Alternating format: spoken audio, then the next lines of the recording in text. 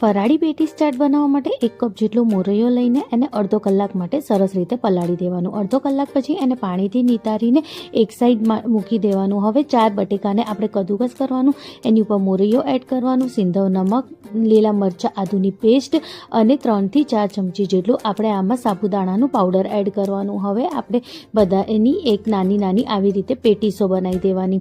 જ્યારે બધી પેટીસો બની જાય પછી આપણે એને નોનસ્ટિક તવી ઉપર સરસ રીતે આપણે શેકી દેવાનું. બે બાજુ શેકવું બહુ જ જરૂરી છે અને એકદમ મીડિયમ ફ્લેમ ઉપર, જેથી એ સરસ રીતે શેકાય. એકદમ ગોલ્ડન બ્રાઉન થાય ત્યાં સુધી આપણે એને શેકવાનું. હવે પેટીસ ચાટ બનાવવા માટે એક ડીશમાં આપણે પેટીસ લેવાની, એની ઉપર એકદમ ઠંડુ અને એકદમ ક્રશ કરેલું આપણે દહીં એડ કરવાનું, ખજૂરની ચટણી એડ કરવાની અને લીલી કોથમીરની ચટણી એડ કરવાની. એની ઉપર આપણે ફરાળી ચેવડો અને ચાટ મસાલો એડ કરવાનો અને થોડા દાડમ. રેડી છે આપણી ફરાળી પેટીસ ચાટ. રેસીપી ગમે તો